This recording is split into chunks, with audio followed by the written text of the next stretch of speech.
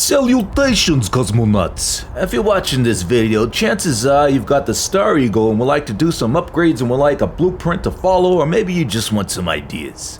In this video, we are gonna upgrade and modify the Star Eagle. I'm gonna do this all while maintaining the overall shape and essence of what makes the Star Eagle the Star Eagle. I'm gonna break it up into 3 tiers. This video is gonna be about tier 1. This tier is for those people who are in the early game and have not unlocked Class B and C ship piloting and have zero investment into starship design. Tier 2 will be those people in the mid game and have maxed out piloting and starship design. Tier 3 is where all the fun's gonna really happen. This is gonna be for the people who are in the late game, who unlock several more ship related perks and want to take the Star Eagle to the very bitter end. This tier is also where we tinker with the overall shape of the ship, but still preserve the essence of the Star Eagle. So, my tier 1 people, let's get acquainted with the strengths and weaknesses of the Star Eagle. This ship has many strengths and weaknesses.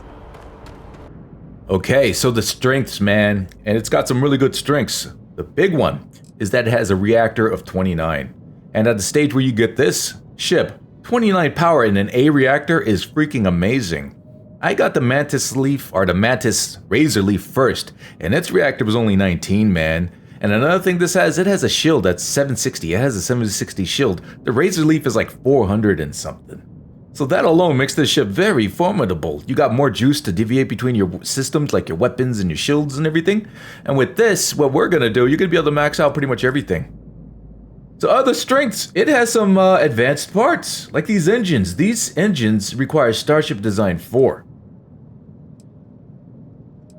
It's cargo. This ship has a cargo of 2,280. And since you did the Freestar quest line to do this, you have Sam Cole on your crew, which is going to bump up the cargo even more to what, 2,600, something like that. And it does that because it has these amazing cargo holds that require Starship Design Rank 2. It has these suppressors that require Starship Rank 4. These are really awesome repressors. Repressors, you know what I'm trying to say. Yeah, talking about that shield. This shield is Starship Design Rank 4. So yeah, a lot of high quality parts on this bad boy. And it looks cool too. Okay, so those are the strengths. So what are some of the weaknesses? And one of the big weaknesses of the Star Eagle, at least to my eyes, is the weapons loadout. It has lasers and missiles, which in and of themselves isn't terrible, I guess. But it's a matter of efficiency to me. Like, I prefer particle beam weapons that do equal hull and shield damage. So why would you use lasers which favor shield over hull? And not to mention, lasers tend to have low range. Like, these lasers have a range of 800 meters, which means you got to be practically on top of the ships that you're fighting to use these effectively. But missiles, on the other hand, they have high range and extremely high hull and shield damage, which is great. What sucks about them is that they have a slow travel time, meaning that ships can dodge these things, and more often than not, you're going to miss your shots with these things. And the reload times of these of missiles are atrocious. They take forever to reload, so you could keep using them. So a lot of times you save them as like a finishing move in your battle. So I don't know. I just don't like the idea of missiles, how they work in this game. So overall, I prefer particle beams. And another weakness, or what I see as a weakness, is its lackluster jump range. Its grav drive is just not very good. Grav jump thrust is only 19. And a final thing I don't like about the Star Eagle is the overall floor plan or the layout of the ship. It's kind of like a maze, or it just doesn't feel good, I guess, to navigate the corridors of this ship. And let me show you what I mean by that. Okay, so you enter from here, and you get this ladder that goes up to the 2nd floor. The 1st floor is exclusively used for this engineering bay.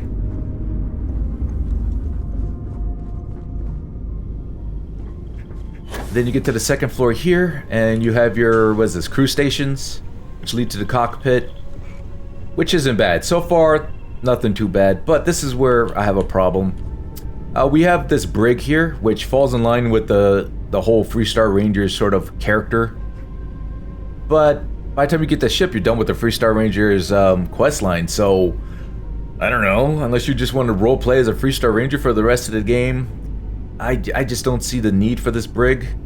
I'd keep it, or I'd consider keeping it if it wasn't for how it's laid out. Like, you have to cross over this way, then back this way to get to the 3rd floor, which is a captain's quarter. which is the only hab on the ship that has a bed.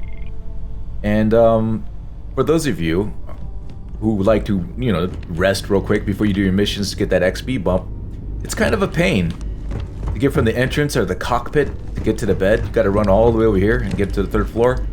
And then this hab, yeah, you got to go a long way just to get to this hab.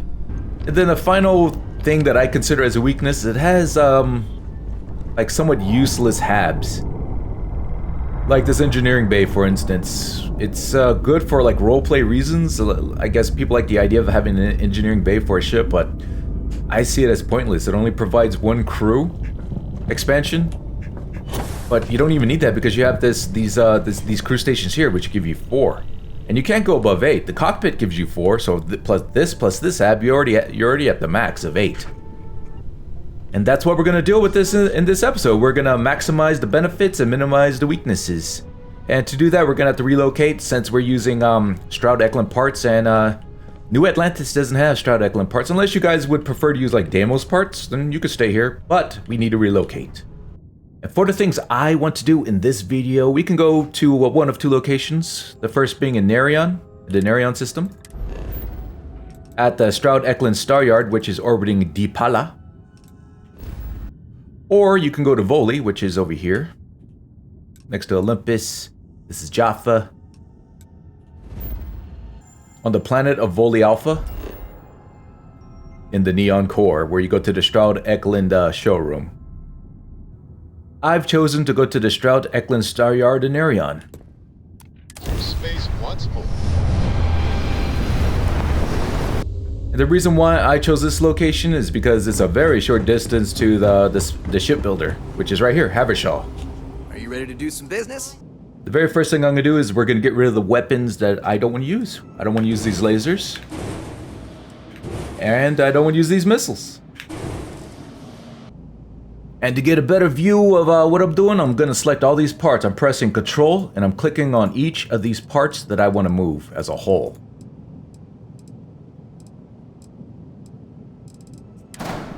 Yeah, I'm going to just move that off to the side here. Alright, the very first tab I'm going to deal with is actually under here. And we're going to deal with the Stroud Engineering Bay. We don't need it. Unless you just really want it for roleplay reasons.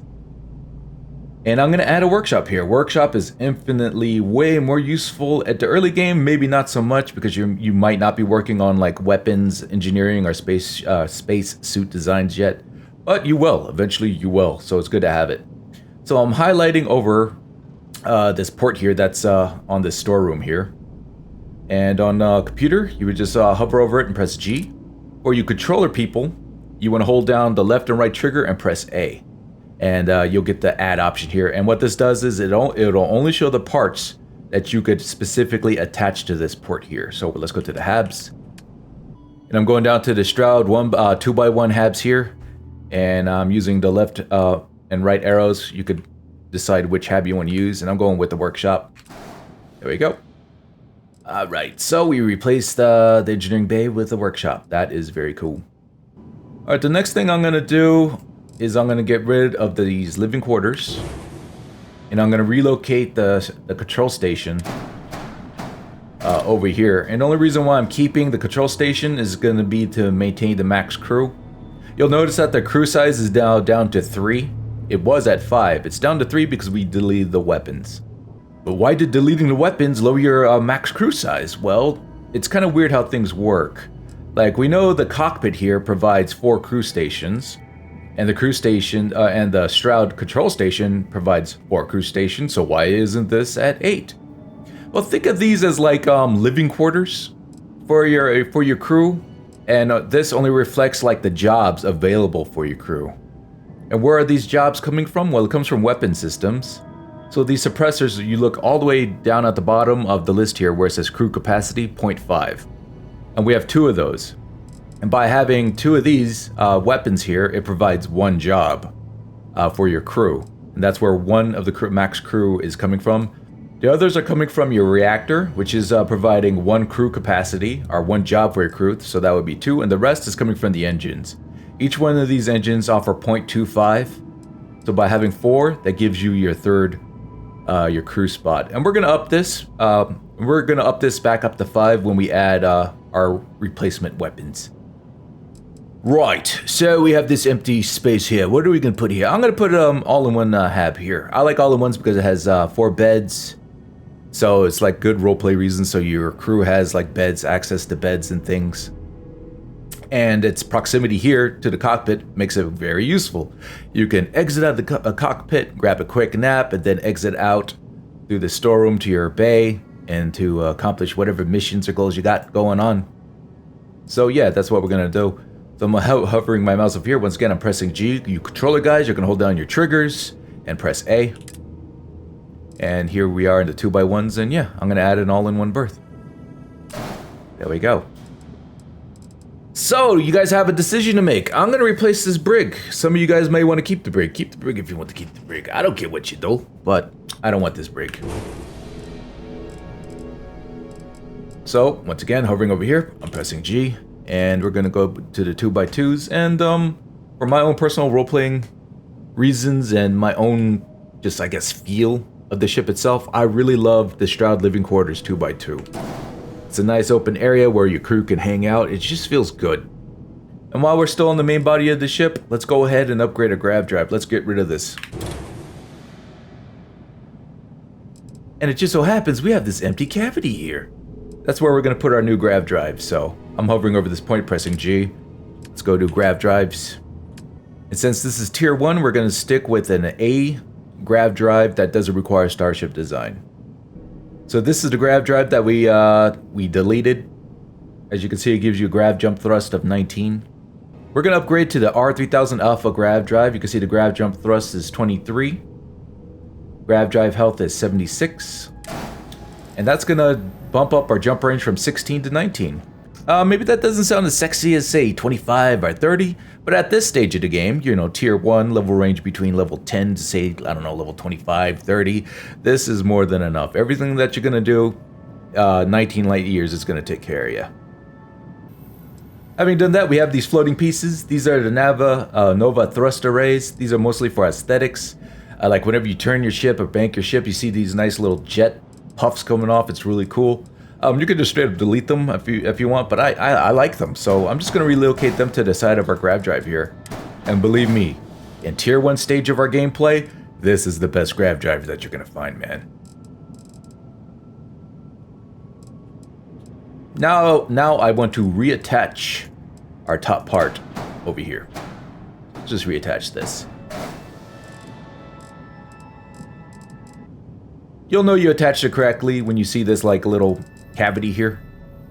And that's a perfect spot to add something. What are we going to add there? So our mobility is actually really good, 95, but why have 95 when you could have 100? So let's add an engine here. So these engines, there's 4 engines, and what's cool about them, they only require 2 power. So we have some space here. We have some oomph. We've got 4 power available for whatever engine we add here. So once again, hovering over here, I'm pressing add, and let's go to our engines. And since we're limited by our lack of Starship designs, we can't use white dwarves, which are awesome. But they're kind of overkill. We technically don't need them. We're gonna go with an Amun engine, a Moondun engine, I guess. So scroll up to the best one we could get. These require Starship design. We're gonna go with the Amun 3 engine. And boom, our mobility is now 100. And this is gonna fit well with the aesthetics of our ship, man. On the 3rd floor here, we have the Stroud Captain's Quarters 2x1. You could keep it, it's cool. I mean, if you want your captain to be like a loner, an introvert if you want, and he prefers to like sleep here away from everyone else. And you could change this to like, say, what do you call it, a science lab? If you want to create like pharmaceuticals, if you want. I don't really create pharmaceuticals, so that's not important to me. But I like the idea of like having a place to display my weapons and armor and stuff. So I'm gonna add an armory to the 3rd floor. And since it's on the 3rd floor, this is going to be like one of the least used habs. So being on the 3rd floor is not bad. You don't have to have super easy access to it. So I deleted it. And I'm choosing to add the hab from this storeroom here, which has our docker. Hopefully keeping the ladder in the back of the ship. I mean, it's not terrible to have the ladder here, which will be above this the storeroom here. But what that will do, it'll give you 3-story ladders though. So you know how finicky it can be from jumping from the 2nd floor to the 3rd floor, unless you don't mind using the ladder.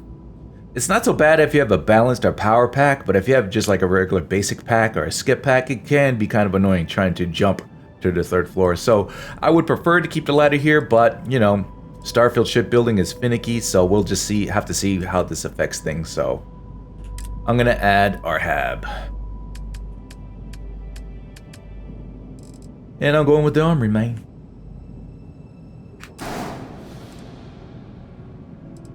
And there we go. That takes care of, hopefully, the layout of our ship. Easy access for beds and everything. More useful habs.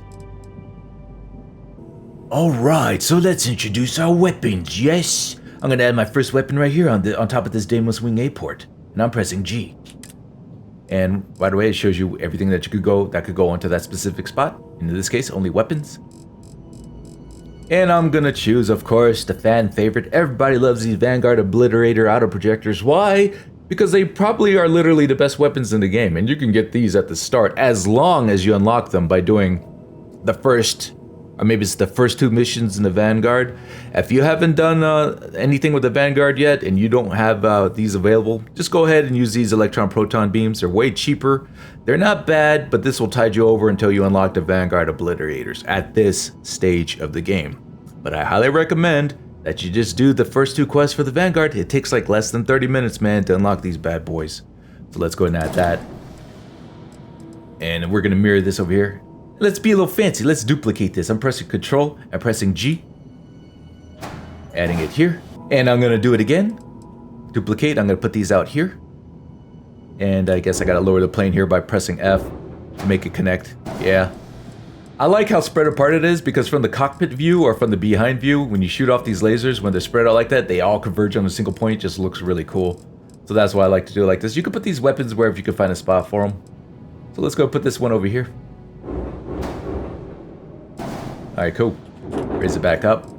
And what's awesome about these weapons, what makes these weapons so potent, is that they only require a max power of 2 each. So you could have 6 of these, and they do equal hull and shield damage. Now you're looking at the numbers, you're just like, it's only 12. What's so great about that?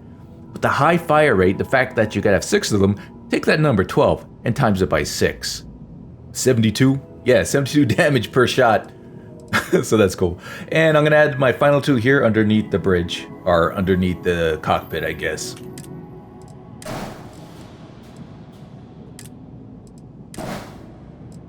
Alright, there you go. And look at that, our max crew is now 6, but you're limited by, what is it, leadership perk? Whatever the perk is. But yeah, you can now have 6 crew on this ship. After adding those weapons, what is this? We have an error. Let's check out the error. What is it? We're missing weapons assignments. Oh no, what do we do? Well, you click on weapons, and you gotta assign your weapons to get rid of that error. And looking at this, we see that the suppressor here is on the 0 position, meaning for computers, or for the mouse, this is assigned to your left click on the mouse, which I think of as the primary fire. I don't want my suppressors as the primary fire. I want the vanguards.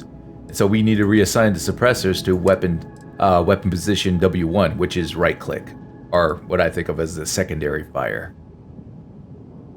And there you go, it takes care of it. We're not going to add a 3rd weapon. You don't need it at this stage of the game with the power that we have available. Yeah, we're just going to stick with 2 weapon slots here. Yeah, we're going to add a 3rd weapon in tier 2. And this is also where you could rename the ship, but this is the Star Eagle. Don't rename it, man, it's bad luck. Okay, so for this tier, that's all the upgrades and modifications we're going to do, but we got to deal with this unsightly color mismatches. This is how you deal with it. Double click anywhere on your ship to highlight the entire ship. Mouse over a section of the ship that has the color scheme of the Star Eagle, press J. On the controller, I'm not sure what it is, but you guys probably already know. So open up your color wheel, and this is how you're going to color match. Go to, like, it kind of doesn't matter what sliders you hover over, but I'm going to hover over here, and using my arrow keys, I'm just going to nudge it 1 and then nudge it back. Now we're going to go to color 2, do the same thing. Nudge it 1, nudge it back. Color 3, nudge it 1 and back, and then yeah, hit enter to accept it. And there you go. Perfectly color matched. Look at this.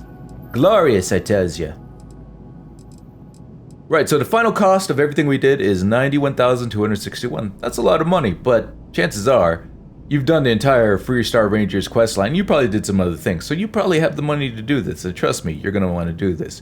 With this current loadout, with this current configurations during normal gameplay, as long as you're not trying to take out the whole, UC Armada, this ship is gonna carry you a long way, well into the mid game with ease and comfort. So let's check out our handiwork. Alright, since I made these modifications at the Stroud Eklund Star Yard, you would actually enter the ship from the docker, but I'm going to pretend that we're entering from our bay here, our landing bay. So from the landing bay, what do you see? You see our ladder going up to the second floor. Straight ahead is our workshop. And the Stroud Eklund workshop is awesome because it comes with a research lab. So yeah, you have all your major workstations. The only thing that we don't have is a pharmaceutical lab, which I'm fine with. So going to the second floor. Here is our all-in-one hab. Here's our beds. Here's the cockpit. So yeah, you just come in, grab a quick nap, jump down, and then get to business.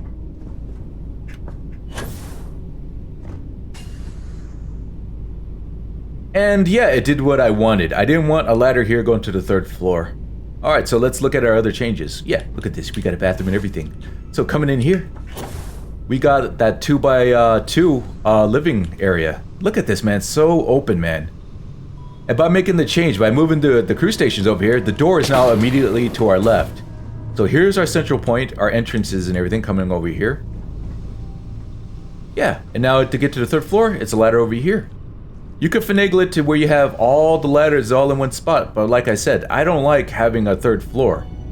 A ladder that spans 3 floors rather, because jumping up there is kind of uncomfortable, doesn't feel good. So I prefer to have this. So jumping up here, we're going to see our armory. And by the way, this is where our docker is. But here's our armory. And yeah, this is not a hab that you're going to have a high use for. You're not going to keep coming up here. So I don't mind having it out of the way like that. So that's the layout. I feel that this layout is way more comfortable, way more open. And just overall, it just feels good. To me, it feels good. Now let's undock and look at our weapon systems. So here she is. Now looking at our power here, this reactor is so awesome that you can keep your engines and shields maxed out. And you could max out your weapons here. And you got one left over to where you could just throw wherever you want. I would probably keep it in the grav drive here. Just because. Now what makes the Vanguard cannons amazing, other than the fact that you could have 6 of them, is that they're auto cannons, and the nature of auto cannons is as such. Okay, so I have max power, so obviously I have maximum fire. I had the maximum fire rate. So what happens when you drop power to, like, say, half? You still have maximum fire rate. So what does having max power in your auto cannons do? It just increases the rate that they reload. So let's look at that. So max power, let's deplete them.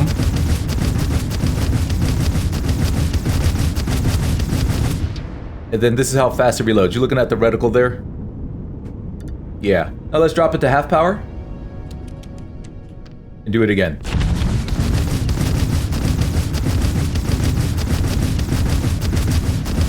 So how did it affect it? Not too bad, really. What's cool about it is, like, by the time you run out of power, the ship that you're attacking is going to be dead. That's how much DPS you're putting out. And by the time you acquire your next target, it's going to be full already. So that leaves you some wiggle room with what you could do with this power. You could put in your grav drive, you could put in your EM weapons, which I never use. So you have a okay fire rate for EM weapons. And because of the nature of your autocannons and the way how we could mess with the power like this, you don't have to tweak anything. Like, you don't have to juggle your power allocations with what we're doing here. So you could take out the shields with your autocannons and then immediately disable the engines with the EM without juggling power. And that's what I love about it. And if you don't want to use your EM weapons, you could add another autocannon here so you could even up your firepower even more. And we're going to do that in Tier 2. So let's check it out. Let's check out how this loadout handles an extremely high zone. damage. Right, so this is where I'm gonna conduct my test. I'm in the Serpentis system. It's a level 55 zone. It's on the way eastern edge of, what is this? I guess I'll call it the galaxy or whatever, but the Serpentis star system. Now, the thing that's gonna make this dangerous for me is that fact that my shields are extremely underpowered for this zone. The main point of this test is for the weapon systems, to see just how well these weapons do. This is my favorite way to level, coming into Serpentis, because you could just planet hop, and within like 5 or so seconds, you're gonna get jumped almost every single time. So, let's see if I can gain some distance before they hop in. Alright, so we got level 32 Veyroon, and I'm going up against 2 of them. Level 16. Let's take care of the lower level one first. So watch how fast I just chew through this. I mean, look at that, man. So badass. Let's boost, maybe give our shields a chance to regenerate. Probably not. That's fine. Let's reacquire our target here. Let's see, look at this. Level 32. Alright, I'm gonna do some weapon stuff. I like to have fun. Take out the weapons first. And look, it's dead. But yeah, you saw how fast they were eating through my shields as well, though. But still, yeah, this is very dangerous, but still doable, man. These weapons are very, very capable. And that's what's good and bad about them. The good is that how powerful they are. They are amazing weapons. The bad is just more of a personal thing with me. There's no real upgrade path from these guys. Once you install these weapons, you're gonna keep these weapons. You're just gonna add additional weapons on top of this weapon. So I don't know. If you want like that feeling of progression with your weapons, it's bad. But no. But it's good to have them. I love them. They're my favorite weapons in the game. Yeah, so going up against those 2 ships, it got a little hairy. They chewed through my shield pretty good, but like I said, our shield is underpowered for this zone. And I did it without reallocating my power into my engines and stuff, so I didn't have like max accelerations or anything. And I just noticed, see that green bar in my engines? One of my crew members are giving me that 1 extra engine energy, which isn't like a big deal. It just means that you're not gonna have that 1 extra engine power, so that really isn't gonna affect you. And I'm just throwing it into my grav drive anyway. Yeah, and who knows? You probably already have that crew member. It's either gonna be Barrett or Sam that gave it to me. I don't remember who, but it's just 1 power. You don't need it for our current loadout here. And I didn't even use my EM weapons for that fight. I could have went with max power to my vanguards here. So there you go. This is tier 1 of Star Eagle. Take you comfortably into the mid game. And that's where tier 2 is gonna come into play. We're gonna add additional weapons, we're gonna upgrade things, we're gonna go beyond Class A ship parts, and I'm looking forward to that. So stay tuned, guys. Stay tuned for tier 2 of the Star Eagle. So thank you for coming by. I really appreciate your support. Have a great day.